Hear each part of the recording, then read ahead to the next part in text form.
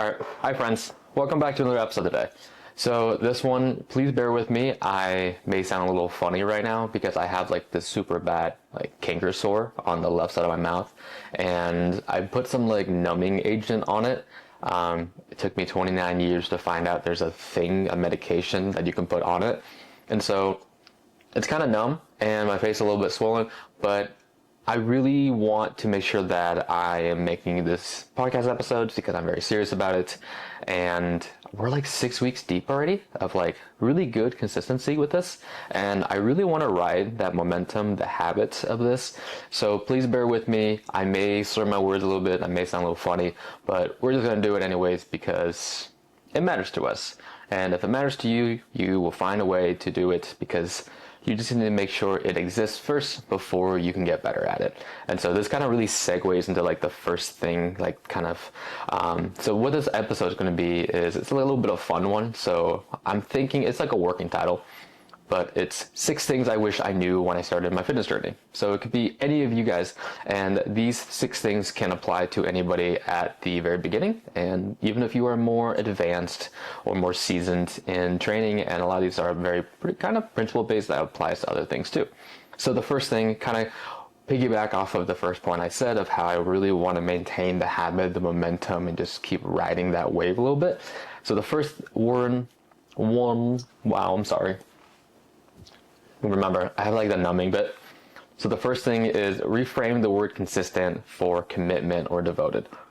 So this is a really big one that was a big light bulb moment for me when I first heard of this a few weeks ago from a friend, I think, my friend Kira, internet friend, but we've never really actually met before. But I think I got it from her. Maybe it's somebody else. But anyways, it's a really big one that flipped the script for me. So many of us have a certain relationship when it comes to the word consistent, especially people within the fitness space, such as this podcast is very much in a niche of, is that many people, the way they define consistency is that you must do the same thing every single day, the same way all the time, no deviations, no ifs, ands, or buts, excuses, nothing like that. It has to be you work out every single day, otherwise you're not consistent. And that is a very high bar to place for yourself, and it's a very black and white, narrow way to look at it, to a very tight keyhole. And for some people it works, but for many others it more so harms your relationship with exercise, with yourself, with your nutrition, with your mindset. And it really does kind of help foster a all or nothing way of thinking, black and white, and it's not very helpful. And so flipping the script from swapping the word consistent for committed or devoted have played dividends for me. And the reason for that is because if you look at the definition of consistency, like I stated, it's doing the same thing, same way, all the time, no deviations, that's it. Now, if you switch it for the word consistent or devoted, those words mean differently. In essence, they mean devoting or committing to, I'm trying not to use those same words because they're so ingrained in me now. It's investing a large, substantial amount of time and energy and attention into something. And notice how that changes the energy a little bit. Instead of just it's all or nothing, now it's, this week may be kind of busy for me, but I'm not going to take that as an excuse. It may not be perfect, but let's see how much energy and time and effort can I invest into my health this week? How much can I show up for myself? And it gives you a big buffer period, a buffer zone to where it's not so black and white, but it's you can show up, maybe work out 1 time this week, or maybe work out 3 times the next week. Maybe you're in a really busy season, maybe you're traveling for work, maybe you have some projects that you got to get done, or clocking a little extra, burn the midnight oil, and you showing up for yourself, showing committed to your health, your fitness, your family, your friends, all look a little different week by week. Because nobody has the same 100% energy into going into every single day, nor does every single week looks the same. And so you have to be very fluid, dynamic, and very adaptable with it, much like anything else in life. It's not always all or nothing. It's, hey, I got 20% today. Hey, this is my best right here. It's 37. And then you kind of base off that. It's a very auto-regulating, very fluid, dynamic type of approach to it. And it helps you feel very empowered, and it's a huge flip of a script for me. So when I first started all this like training, nutrition, all this stuff, personal development, I wish I would have viewed it through that lens of commitment and devotion rather than consistency. And there's nothing wrong with the word consistency.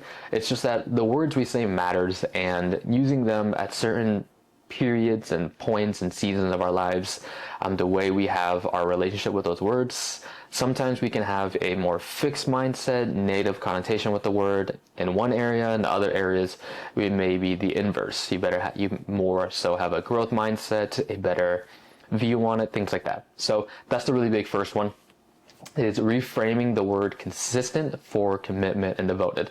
Huge, huge one for me. Okay, so the next one is be careful of fear-based rhetorics. So be careful of people who are saying like the really black and white, like narrow way of thinking. It's gonna be like cortisol is bad for you, carbs are bad for you, don't eat at night because you're going to explode and get fat. Things like that. People using those terminologies and those narratives and phrases of don't do this, don't do that, only do this. If it has a chemical in it, you're going to explode and develop knee cancer. And if it has more than one ingredient, you are just going to, again, spontaneously explode. And like that narrative cuts out so much context, so much nuances, and it doesn't help people with anything. And like if you look at people online and say, you know absolutely nothing when it comes to exercise, nutrition, like science, and what to trust, what expert to trust. And if you see two talking people and both of them speak with such conviction and strength in their words and the tonality in their body language, it's really hard from a consumer, from somebody looking from the outside in, to be able to discern which one is speaking factually, which one is speaking with the most amount of empirical evidence behind them, which one is true, which one's the true expert. And that's going to be very hard for you to discern when you look at two people, if you're looking from the outside in with very little knowledge base of both of these people sound so sure of themselves. Which one is it? And the best thing that I can give you is be more critical of who you are taking information from. Like you say, you hear this expert and you hear what they're saying backed by whatever studies. Now go apply it for yourself. See how that plays out for you. And also see if that same messaging is consistent across the board, across other people within the industry. So say someone, when it comes to nutrition information, okay, this person, first look at their credibility. What's their level of education? Okay, well, what are the soup letters after their name? Do they have a PhD? Do they have an MD? Just a bachelor's? Are they just a personal trainer? And like, I'm not trying to knock like different professions, but there's a little bit of a hierarchy and knowledge gap as you go descend up the ladder. I'm not saying don't trust your personal trainer who has like competed, done sports, things like that, but take everyone's information with a grain of salt. Question everybody that you see, but still approach it with a lens of there's something to learn here. And if you hear something from a personal trainer, your coach, people at your gym, within your space, community, then look at like I said, compare it to the other people. I mean, like, okay, how about this person with a master's, this person with a PhD? Hey, this person who works for this company or has these research studies. Okay, this PhD person probably knows quite a lot.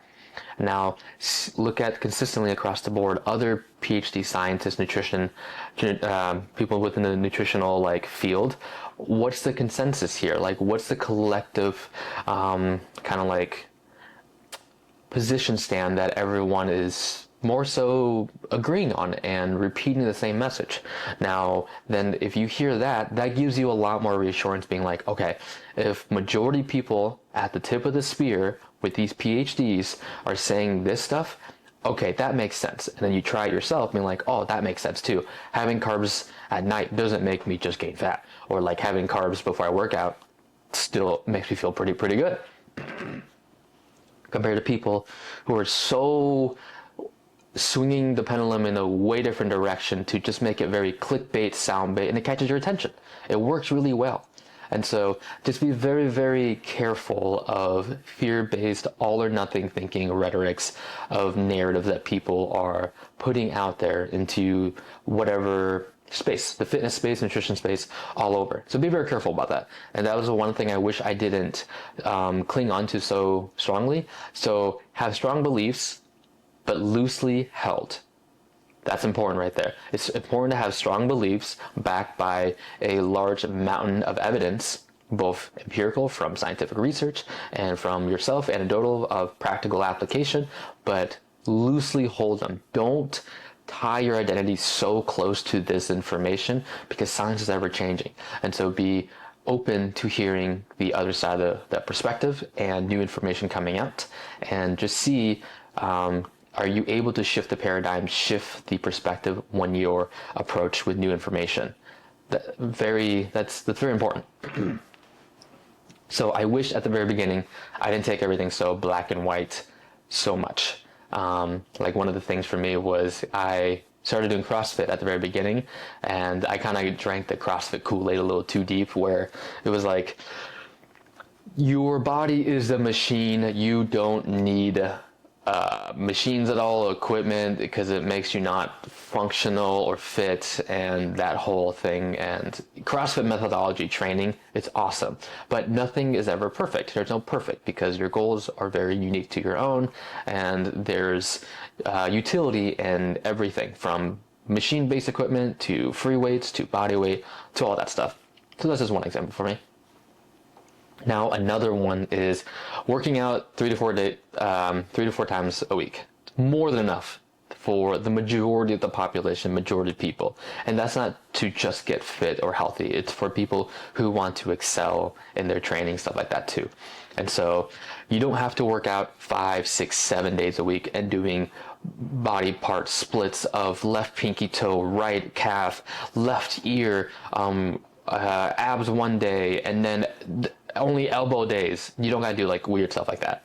It's take into account with how much time you have to invest into training, what season of life you are in, and a lot of that big picture questions you have to ask yourself and see, okay, how much time is actually realistic and how much time do you actually want to invest into training? And that doesn't mean that if you can only invest 2 or 3 times a week, doesn't mean that you don't want it more than another person. It just means, hey, that's just what your schedule allows you to, or maybe there's some internal barriers that you're working through, or maybe it's just your training age where you're just getting started and doing more isn't better.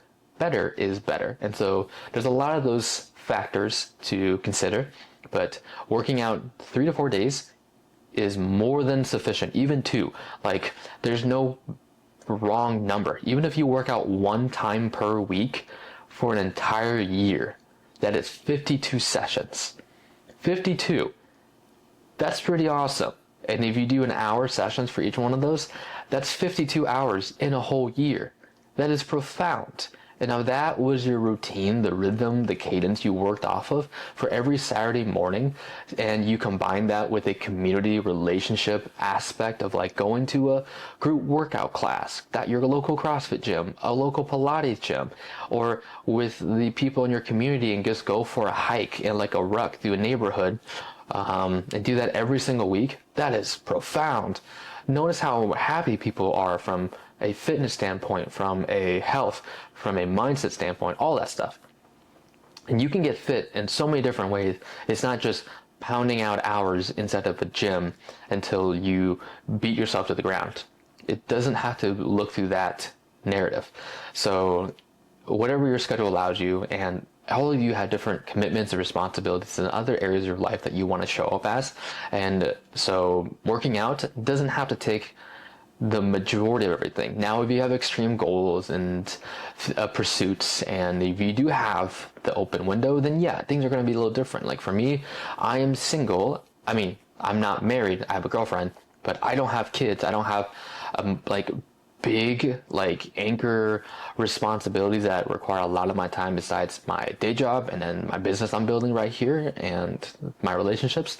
So I have the time and the energy to allocate to training for big things like marathon training. So like I only lift 3 days a week, but I run 3 days a week, and my lifting sessions are going to go down even more to create more space for my running. And so like I'm an extreme case, but that doesn't mean like if you do more, it means you're bad, or if you do less, it means you're bad. It just means it can look like whatever it needs to be for whatever season of life you're in a way that is sustainable. But you don't have to listen to the narrative of it has to be 5 or 6 days a week, otherwise you will see zero results. Can you see the theme of this right here? Is a lot of that black and white thinking does not serve many people very well. So it's be very fluid and dynamic with your viewpoints. Your perception of everything matters a lot. So the next one is, we're moving on to number 4, is, I'm trying to read my screen here. Oh, this one might be a bit of a hot take for people. Is spend at least a whole year eating enough before you even trying to diet. That one's going to catch people. And so I understand that the majority of Americans are overweight by looking at different classifications when it comes to obesity. And so you look at that, it's like, okay, many people want to go right into a diet. Like if you ask anybody, and like at the beginning of the new year, majority of people, the overwhelming majority of New Year resolutions are health and fitness goals, and followed by finance, but those two kind of toggle back and forth. But losing weight, many people want to lose weight, lose fat, but be careful with that one right there. First is that losing weight and losing fat are two different things. When you just say you want to lose weight, many people might take it to extreme, and don't forget that weight is fat and also muscle. So be careful when you just say weight. But now most people just want to get leaner, more tone. And so they just want to change their body composition to see more muscle mass and to be leaner. So you're going to want to swing the pendulum more towards, hey, or like the narrative of I want to lose more fat and maintain as much muscle mass as possible, because you don't want to lose muscle while also losing fat. That's not going to be so great. You're not going to feel so great from just a superficial like perspective, but also from a metabolic and physiological perspective. Like it's not great for your health also to be losing a large substantial amount of like muscle. But many people are eating too much or in excess of like very calorically dense meals, but with very low nutrient profiles. And so what that is, like, many people just eat a lot of calories, but within those calories, they're not consuming enough of like potentially protein or fiber or vitamins or minerals, prebiotics, probiotics, postbiotics, the diversity of your foods, things like that. And so like the nutrient values of people's foods are quite low, but the caloric density of it is very high. With when you look at the macronutrients of most people, it's either in the domain of carbs or fats, or just both of them are really high. Majority fats is kind of like the really big one. And if you didn't know this, it's that there are more calories per gram for fat than it is for like carbs and protein. So for example, like carbs and protein, it's 4 calories per gram, and fats it's 9 calories per gram. So can you see how when you kind of like start turning things up, the calories from fats really add up a lot? And most things that people eat are just takeout or just quick things they can get, or things that aren't very prepared very well. They're like very ultra processed, hyper palatable type foods, and with very calorically dense, high fat, things like that. And so everyone wants to lose weight. Many people want to get leaner, look better, feel healthier, whatever the reason may be. But many people, I would say, have very poor relationship with foods. And what I would encourage, and a lot of clients I work with, is like, hey, let's just not go into a fat loss phase yet. Let's just make sure you're in a good spot for it, because I don't want to feed, and a lot of this is very psychological too. And so I don't want to just like feed into like, hey, let's just lose, take away, remove, restrict everything, make everything suffer. It's like, let's take a period to, let's just improve our quality of our foods. And so instead of me telling you that I'm taking stuff away, let's add. let's shift the narrative to adding more food in. So like, hey, I don't care what your calories are right now. Let's just try to focus on getting a little more quality, or just turning the dial up in some of those like nutrient like profiles. Let's get some more protein in, and then like you respond back and let me know how you feel. Just let me know how you feel. So turn the protein up, turn the fiber up, turn the different probiotic, pre or postbiotic stuff up, your vitamins, your minerals, all these different things up. And naturally, by people doing that, that does reduce calories a little bit by kind of like, it's almost like a little like a magician trick here, but like protein and fiber does help people stay fuller longer right there. And you're almost like retraining your taste buds a little bit too, and drinking more water and pulling away from pop, sugary stuff. And I'm not saying sugar is bad, but like we're swinging the pendulum a little too far in one direction, and it's not really serving you too well from many different like aspects. So let's just shift the narrative to adding more food in and just eating enough calories so that we are in a good position to actually pull calories back when we're able to, because metabolic adaptation is a whole thing too, and just by eating foods that have higher thermic effect, that does make your body work a little bit harder, that helps too. And without getting too much into the nuances, is many people, like when we start adding more food into their diet, they actually also start losing weight and changing their body composition, and it completely messes with their mind, being like, wait a minute, I thought the only way to change, to make progress, is to eat less. And it's kind of like, yeah, it's kind of yes, but also kind of no. Let's just make sure that you're metabolically primed first, having enough nutrients, you're feeling good, hormones are good, mindset's good, body's functioning well, you're recovering from your workouts, you're feeling fueled for your workouts. It's like we're entering like almost phase one to just, we want you to feel good before we slowly pull food back, because pulling food back is a huge stressor. And then take into account those several different metabolic self-defense systems your body has, like metabolic adaptation. And that I can go into in a different episode, in which I have gone over before, like way long ago in different episodes, but it's probably time for a refresher. But yes, this is a big thing, is spending like at least a year eating enough food to build quality muscle tissue, to improve your relationship, to feel good, because it's so much more fun to eat and actually enjoy the food, and being told, hey, you don't have to, I'm not going to shame you or tell you you have to like pull this out and stuff like that. So eating more before we pull the food, game changer for a lot of people. And I wish I spent more time doing that when I was younger, because all I want to do is get lean, and then it was just like this repetitive cycle.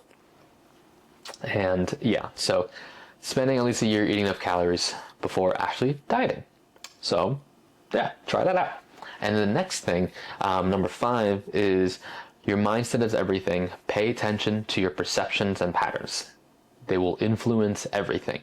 And so your mindset, the way you view yourself and your ability to be successful, influences everything. And then to like almost add to that is also your perception, so the way you view everything, but also the patterns you have in your mindset, in your actions and your behaviors and things you do, the way you show up.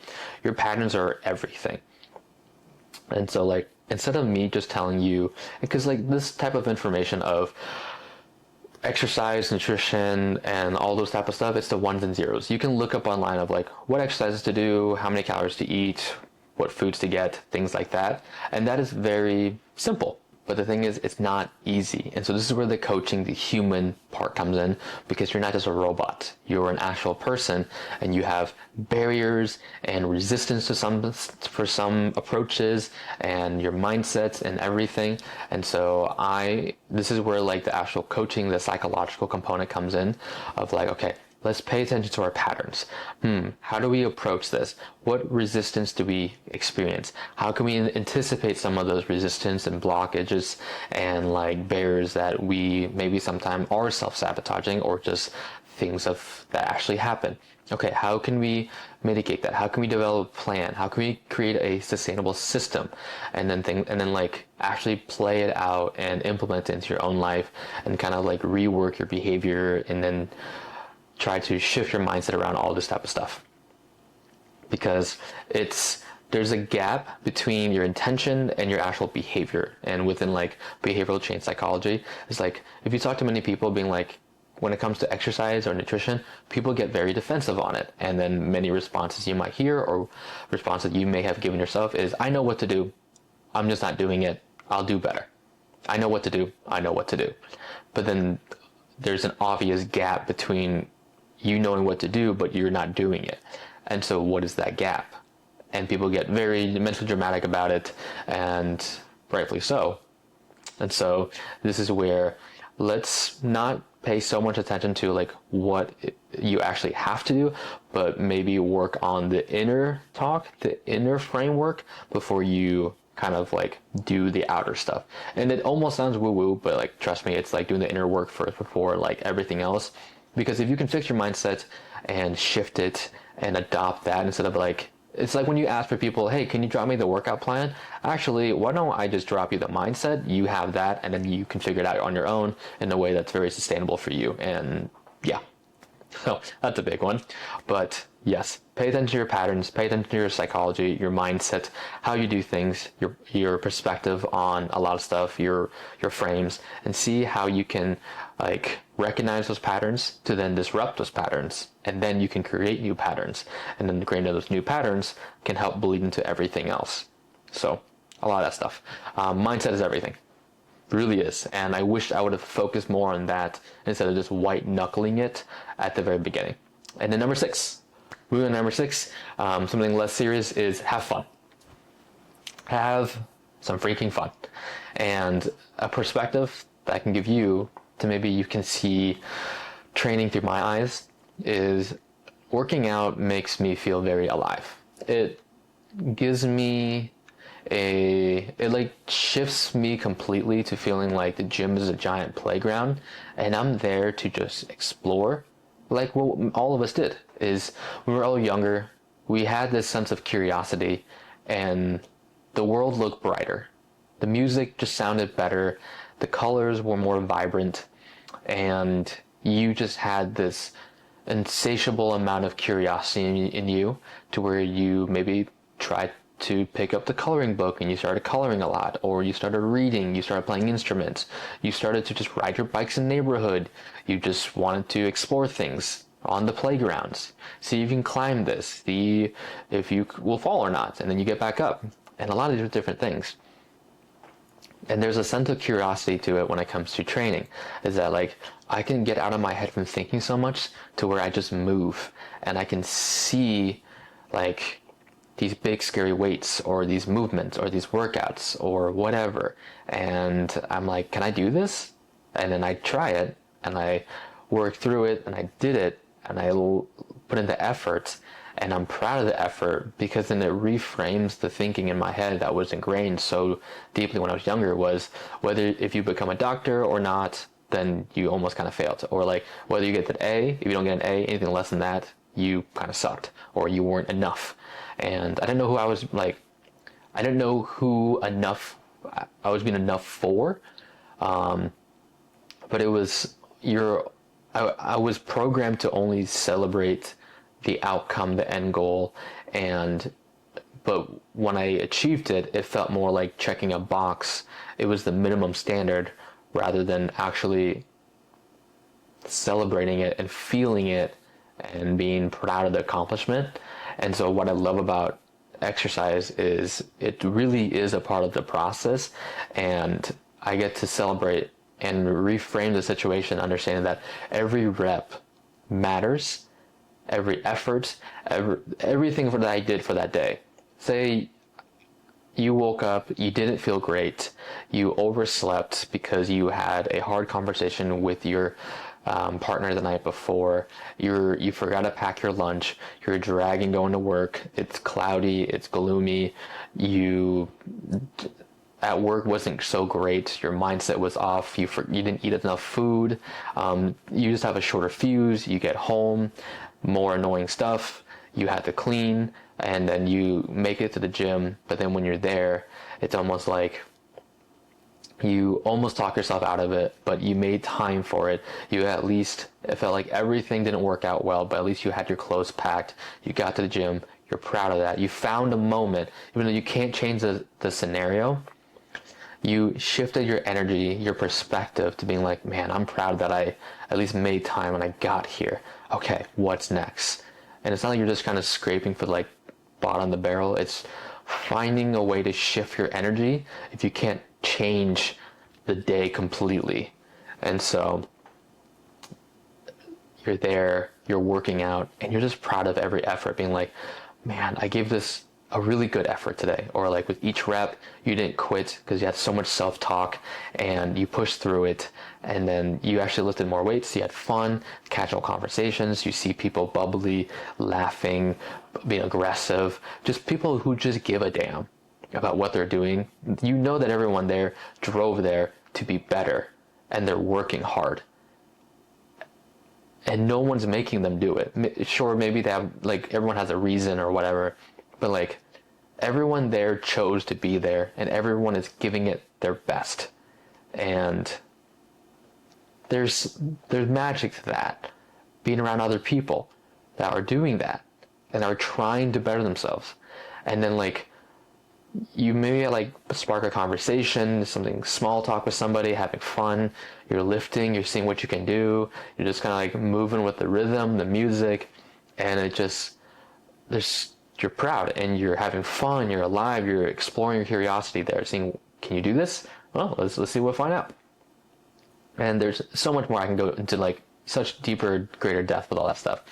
And so I just love training from that aspect and framing it as many ways as I can to help me view it from a lens of abundance and having fun. Like it's fun. And then say you're at the gym or you're at the pool or you're on a walk or wherever. It doesn't have to be inside of a gym, but like fitness in general, it's that people elect for this type of suffering, if you want to view it through that. It sounds almost hardcore, but people elect to do this.